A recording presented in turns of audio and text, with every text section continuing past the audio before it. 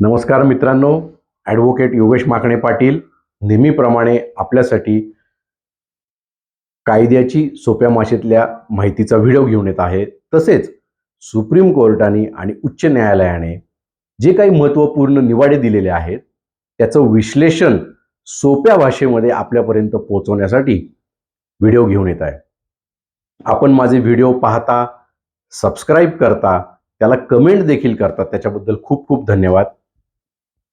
पुन्हा एकदा आवाहन करतो, चॅनल सबस्क्राईब करा, व्हिडिओ लाईक करा, शेअर करा आणि आपल्याला कोणत्या विषयामध्ये व्हिडिओ ऐकायला आवडेल याची कमेंटमध्ये आम्हाला माहिती द्या. तर मित्रांनो, आजचा जो विषय आहे त्याच्यामध्ये सर्वोच्च न्यायालयाने मागच्या आठवड्यामध्ये एक महत्त्वपूर्ण निकाल दिला. त्या महत्त्वपूर्ण निकालामध्ये जे काही सुप्रीम कोर्टाने सांगितलेलं आहे त्याचं थोडक्या भाषेमध्ये विश्लेषण तुमच्यासाठी. तर मित्रांनो, केसची स्टोरी अशी आहे की एक महिला आहे.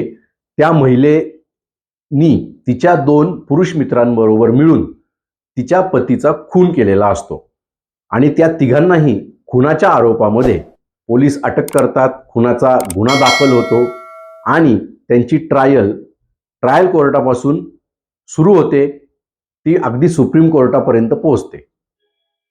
आता मित्रांनो, सुप्रीम कोर्टात गेल्यानंतर पोलिसांचं म्हणणं असं असतं किंवा पोलिसांनी दाखल केलेले सगळे पुरावे जे आहेत त्या ह्याच्यानुसार सरकारचं म्हणजे प्रॉसिक्युशनचं म्हणणं असं असतं की ह्या महिलेचे त्या 2 पुरुषांबरोबर विवाहबाह्य संबंध होते आणि या विवाहबाह्य संबंधाच्या मुळे यांनी तिच्या पतीचा तिघांनी मिळून खून केलेला आहे.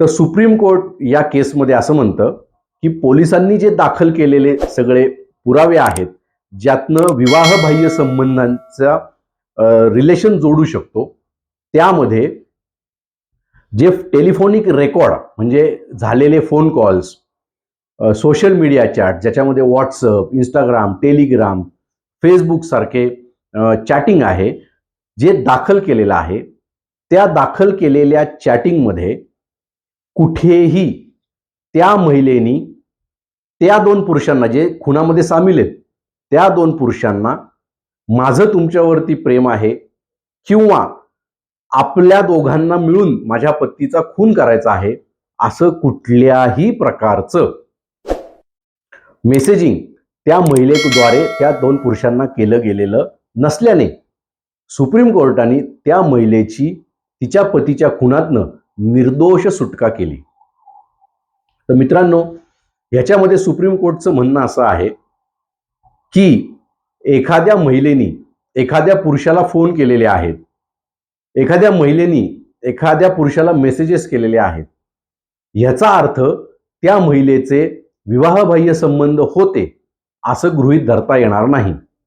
त्याला कारण असं आहे की या केसमध्ये तरी जे फोन कॉल्स केले गेले, जे मेसेजेस केले गेले, त्यामध्ये ते मेसेजेस, ते फोन कॉल्स त्या 2 पुरुषांकडनं जास्त प्रमाणात केले गेले आणि त्याला रिप्लाय देताना त्या महिलेनी कुठेही माझं तुमच्यावरती प्रेम आहे, तुम्ही मला आवडता किंवा मला माझ्या पतीचा खून करायचा आहे असं कुठल्याही प्रकारचं कॉन्व्हर्सेशन त्याच्यात नसल्यामुळे सुप्रीम कोर्टाने त्या महिलेला निर्दोष सोडलं.